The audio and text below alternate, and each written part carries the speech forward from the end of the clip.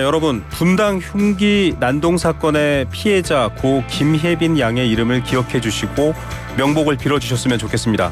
언론이 반복 보도하는 가해자의 이름보다 미술을 전공하고 아르바이트로 부모님도 도와드렸던 따뜻하고 빛나는 21살의 이 대학생을 더 기억해 주십시오. 유족의 뜻이기도 합니다.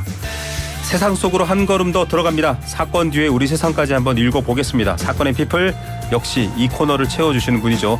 승재현 선임연구위원과 함께하겠습니다. 어서 오십시오. 네, 박사님. 안녕하십니까. 네네. 네, 저는 과거에도 전화로만 뵙다가 네. 이렇게 스튜디오에서 직접 뵈니까 더 좋네요. 더 열심히 더 바르게 잘 진행하겠습니다. 그만큼 좀 살기 좋은 세상을 위해서 많은 얘기와 연구를 또 하시니까 네. 아무래도 저희 청취자뿐만 아니라 많은 분들이 좋아하시는 것 같습니다. 최선을 다하겠습니다. 네, YTN 라디오 유튜브 들어오시면 승재현 연구위원과 함께 나누는 이야기 더 잘 들으실 수 있습니다.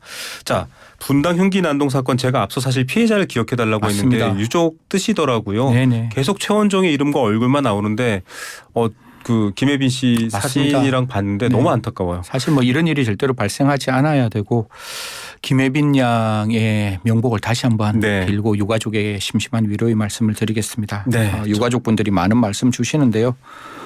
저도 정부와 더불어 함께 이야기할 때 공청회나 간담회 때 네네.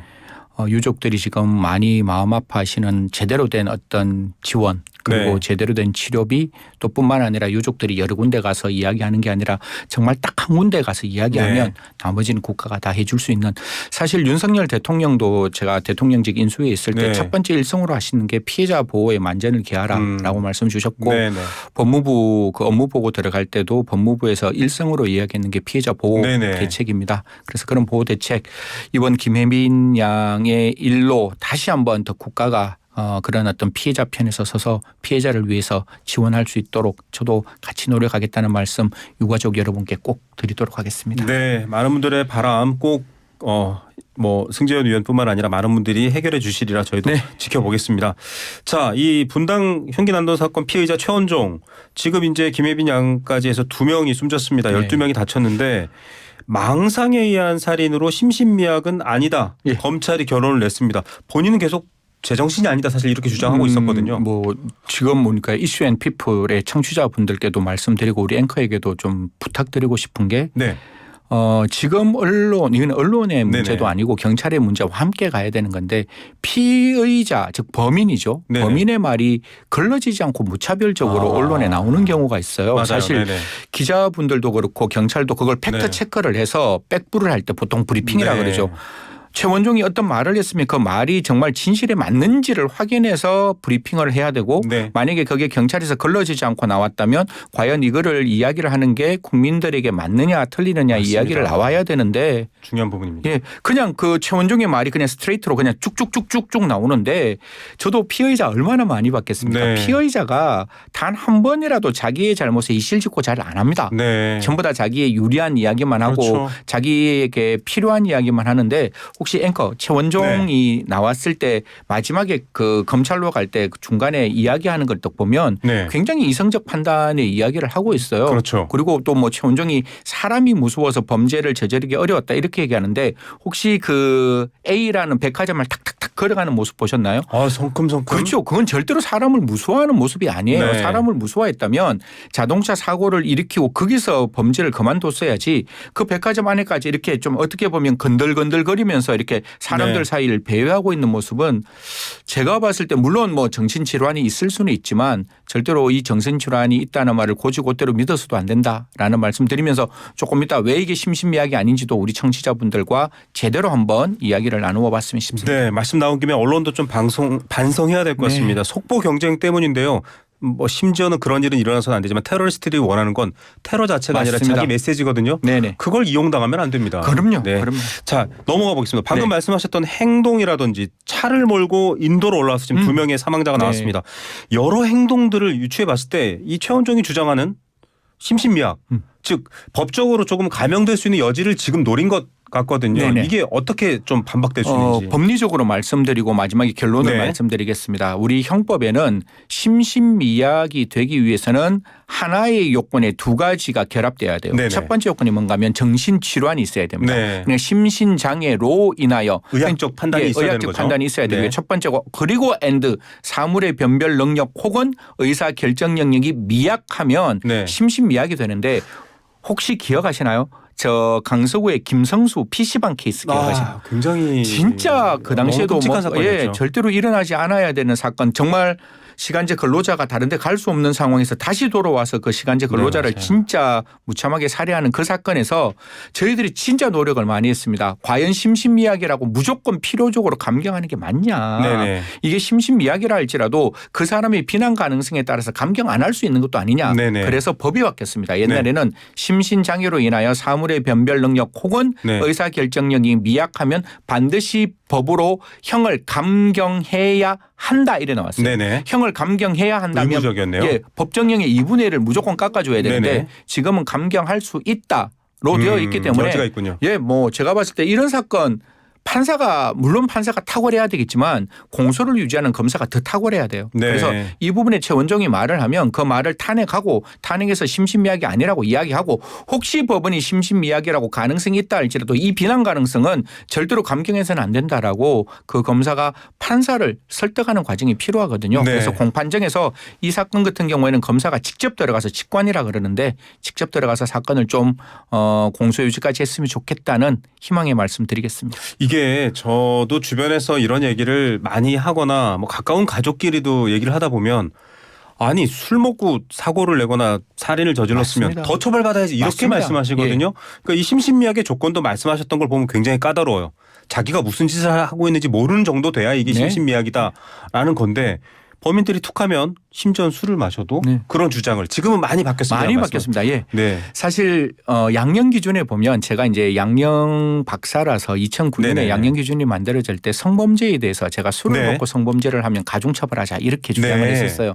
처음에 막 난리가 났습니다. 네네. 아니 술 먹고 사람이 조금 이렇게 심신이 미약한 상태인데 어떻게 더 가중을 해? 네네. 절도 형을 감경해야지 네네. 이런 이론이 있었는데 성범죄만 되더라도 자기가 술을 먹고 이성 판단 능력이 떨어지면 더 피해자에게 가혹한 행위를 할 수밖에 없는 네. 거잖아요. 그리고 그 술을 먹고 범죄를 저지른다는 거는 약간 좀 어려운 말인데 원인에서 자유로운 행위라는 측면도 네. 들여다볼 수 있습니다. 그래서 지금은 성범죄 같은 경우에는 애당초 처음부터 감경 안 하고 네. 그리고 일반 범죄에서도 판사가 딱 보고 이거 비난 가능성이 절대로 낮아지지 않는 사건이야. 네네. 이거는 충분히 이 사람이 제대로 그 정신질병은 가지고 있었지만 네. 범행 당시에는 정신 멀쩡했어. 그럼 우린 감경 안 할 거야. 네. 이렇게 할 수 있으니까요. 아까 말씀드렸다시피 이제 국민들이 생각하시는 그런 과거의 심신미약이라고 장량감경, 심신미약이라고 감경, 법률상 감경되는 경우는 그렇게 많지 않을 것이다. 그게 우리 법이 바뀐 가장 큰 이유다. 이런 말씀 드리겠습니다. 네, 법은 불변의 문자로 남겨지는 선고지만요. 이 법을 바라보는 상식과 국민들의 의식은 방금 성재현 박사가 말씀하신 것처럼 이런 여러 가지 사회적 합의가 모아지고 있어야 된다라는 네, 점 맞습니다. 지금 확인해 주셨습니다. 예.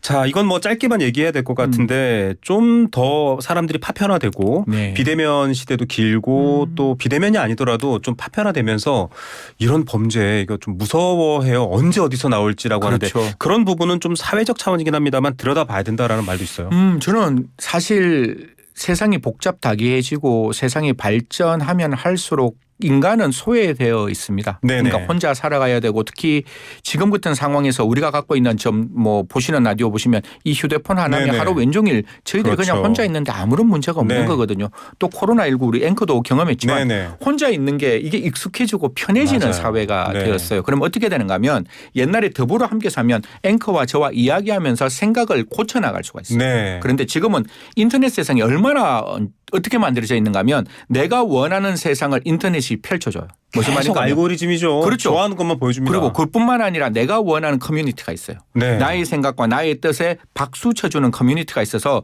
거기에 빠져들어가면 자기 생각을 헤쳐나오기가 힘들거든요. 네. 그렇게 해서 자기가 갖고 있는 성을 쌓아가고 그 분노가 계속 올라가는 순간에 어느 순간 트리거가 딱 만들어지는 거예요. 네. 그게 음주가 될 수도 있고 그게 정신질환이 될 수도 있고 그게 마약이 될 수 있는데 무차별 폭행이 될 수도 그렇죠. 있죠. 그렇게 해서 세상에 나왔을 때 위험해질 수 있으니까 딱 세 가지만 말씀드리겠습니다. 경찰은 경찰이 해야 될 일을 해야 되고 지자체는 지자체가 해야 될 일을 네. 해야 되고 우리 민간도 같이 함께 해야 되는데 경기 남부경찰청이 안산시하고 같이 이렇게 결합을 해서 네. 경찰이 해야 되는 부분 지자체가 해야 되는 부분 민간이 해야 되는 부분을 같이 결합해서 네. 사회를 안전하게 만들었어요. 네. 어제 제가 수원에 있는 그 이야기를 들어보니까 경찰하고 동호회가 만들어져 가지고 가장 우범 지역을 한 30명이 저녁에 이렇게 뛰어다니는 동호회 네네. 역할을 하더라고요. 그런 형태로 우리 국민들께서도 이제 우리의 자녀 우리 옆에 있는 아들, 딸 그리고 네. 우리 어머니, 아버지를 좀 지키기 위해서 공동체 사회에 함께 좀 참여하셨으면 어떻겠느냐 이런 말씀 드리도록 결국 하겠습니다. 우리 모두가 손을 잡고 이웃으로서 대응할 수밖에 없다. 네. 이런 얘기 같고요. 네, 맞습니다.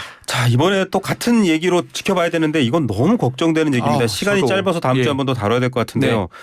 마약이 이렇게까지 깊숙하게 그러니까요. 어린아이들한테까지 이거 어떻게 해야 됩니까? 사실 마약이 옛날에 앵커하고 있을 때는 네. 우리 마약 중에 이거 말해도 되니까 필로폰은 그냥 일반 대명사니까 네네네. 필로폰은 그냥 하는 게 아니라 뭔가 도구를 써야 돼요. 네네. 도구를 써서 영화에 등장하는 도구가 그렇죠. 있죠. 그 도구를 써서 네. 사람 그 체내에 그 도구를 통해서 이렇게 네네. 혈관 주사를 해야 되는데 네네. 지금은 알약이에요.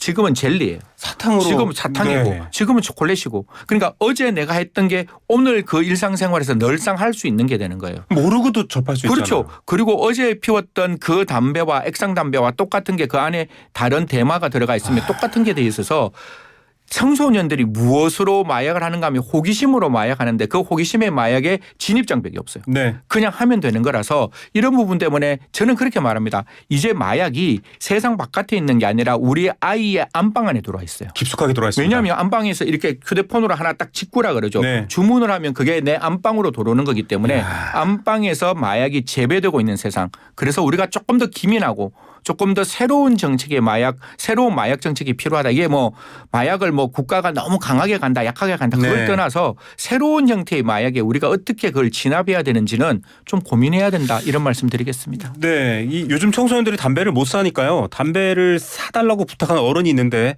그 사람이 이거 담배보다 더 쉬워 이러고 권하면서 마약이 들어가는 무서운 예, 상황이 그렇죠. 있습니다. 뭐 애들 뭐 이렇게 같이 노는 문화 속에 사실 앵커 이런 거예요. 마약은 우리가 인간이 가지고 있는 가장 기쁨을 줄 수 있는 중추신경에 대한 자극을 하는 네. 거기 때문에 한 번 마약할 때는 공짜로 줘요. 네. 한번 해봐.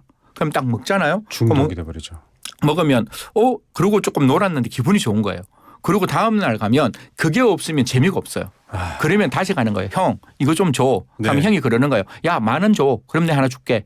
그러면 이제 10,000원 갖고 팔고 그다음에 중독되면 10만 원, 그다음 중독되면 100만 원. 그게 나이가 어리면 어릴수록 그 기간이 굉장히 늘어지잖아요. 그래서 문제가 있는 겁니다. 방송 들으시는 분들 기사를 좀 보시면 알 텐데요. 이게 뭐 어떤 쾌락에 수십만 배, 수천 배의 네. 자극을 줍니다. 헤어나올 수 없습니다. 아예 접근을 못하게 해야 되는데. 절대로 처음부터 하시면 안 된다는 말씀 드리겠습니다. 우리도 미국의 DEA처럼 수사, 뭐 색출, 예방, 치료까지 하는 전담 마약기구 필요하다라는 목표도 저는 있어요. 옛날부터 그 너무너무 중요하게 4대 정책이 있는데 네네. 첫 번째 마약은 국내에 어떻게 들어오는 걸 막으려면 그건 관세청하고 국정원이 필요해요. 그렇죠. 국내 안에서 마약을 진압하려면 경찰과 그다음에 검찰과 경찰이 경찰. 필요해요. 그리고 그 수요자를 치료하려면 제대로 된 보건복지부가 필요해요. 그렇죠. 그리고 마약의 마지막은 처음부터 끝까지 검전이거든요. 네. 그럼 범죄 수익을 진짜 밥 숟가락 하나도 뺏어와야 되잖아요. 그러면 국세청이 한 있어야 놈들이 되고. 10원도 모아. 그럼요. 예, 놈이라고 제가 좀 거칠게. 죄송합니다. 그런 어떤 마약의 생태계를 없애려면 하나의 부서가 만들어져서는 안 돼요. 네. 다만 지금은 마약이 너무 팽창해 있어서 일단 수사로 진압을 좀 하고 네. 결론적으로는 마약수사청이나 마약수사처가 만들어져야 한다. 그래서 종합적인 대책은 반드시 선택의 문제가 아니라 당위의 문제다. 이런 말씀 드리겠습니다. 이런 것들 빨리빨리 실현되면 정말 국민들한테 박수 받을 것 같은데요. 네. 이거는 국회에서도 여야 없이 좀 같이 힘을 맞습니다. 합쳐주셨으면 좋겠습니다. 네. 역시 승재현 의원하고 얘기하면 조금 안심도 되면서 또 풀어야 될 숙제들도 안게 되는 것 같습니다. 최선을 다하도록 네, 하겠습니다. 오늘 말씀 여기까지 듣도록 하겠습니다. 감사합니다. 고맙습니다. 네, 승재현 연구위원과 함께했습니다.